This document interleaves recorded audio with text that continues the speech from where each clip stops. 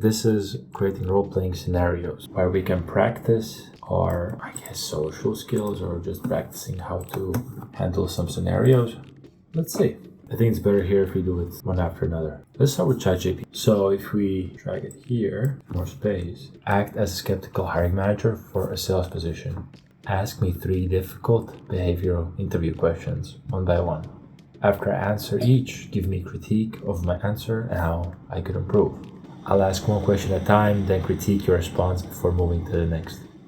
Question 1. When you lost potential client or deal, what happened and how did you handle it? I'll give some ridiculous answers, hoping he's gonna tell me it's not perfect, You definitely could use some work, buddy. The client was about to buy a car, and when we were discussing payment methods, they said that they can only pay with Visa, but we were only able to process MasterCard. I said okay, and suggested them to go to a different dealership. What will you tell me about this?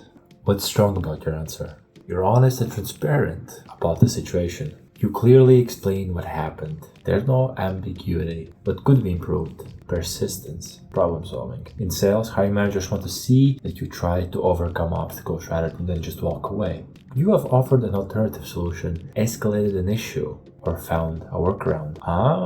Learning reflection. You did mention what you'll learn from this experience or how to change your approach next time. Yes.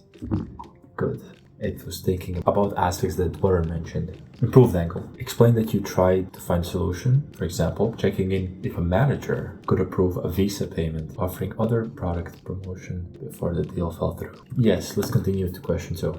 Describe a situation where you had to meet an ambitious sales target under tight deadlines. How did you approach it and what was the outcome? I said they were unrealistic and didn't achieve them. What's strong about your answer? You're honest about your experience and the fact that the targets were challenging.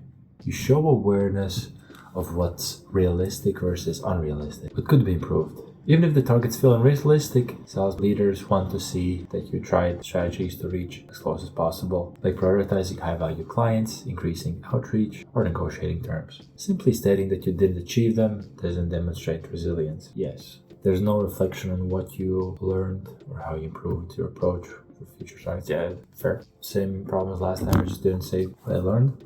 Let's do question 3. Tell me about a time when a client was unhappy with your product or service. How did you handle the situation? What was the result? Okay, here's the answer. The client hated the color of the car. I said the color is great. I liked it and explained that they weren't true. The client was no longer a client of ours. I learned that clients don't always know what they want. So there's something good about this answer apparently. You acknowledge the client's dissatisfaction and reflect on the experience. You provide a learning takeaway, even if it's somewhat controversial. What could be improved? In sales, handling unhappy clients is about listening, validating concerns. Simply telling the client they're not true and losing them shows a lack of customer-first approach. Losing the client without exploring solutions doesn't show resilience or negotiation skills. The takeaway comes across as dismissive rather than constructive.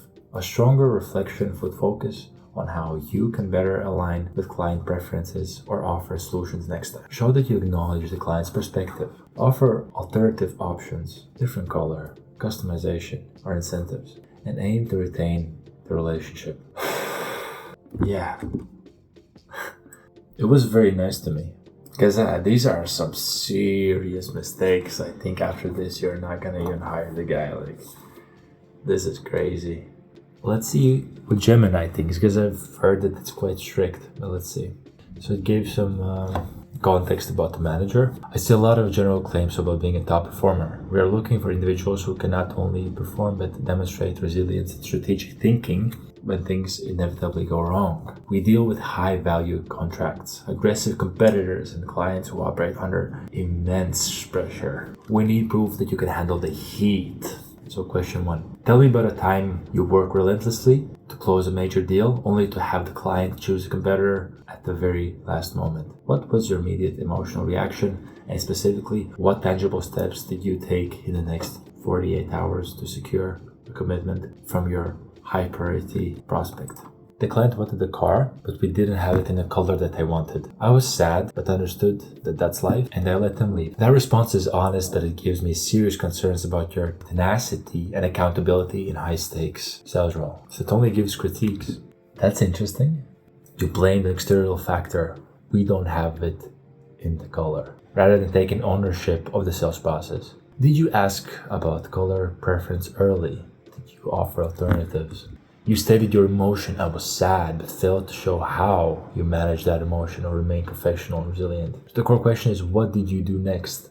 Your answer implies resignation. I let them leave, not resilience. Wow, this is direct. We need proof that you immediately pivot and refocus that competitive energy toward a new win. Oh, it even gives improved response. Let's go to the next one. This is good, all right? This is already better. You know, I'm pretty sure it's going to give the same answers, and if it will, I think we're just going to waste our time. This was much better than what ChatGPT gave, because here, when it's bad, it just tells you it's bad. And it doesn't say anything good about it, you know? If you can handle it, the critique, then this is a superior model. It gives an example of a response that you should have given as well. ChatGPT didn't in any case. So +1 to Gemini.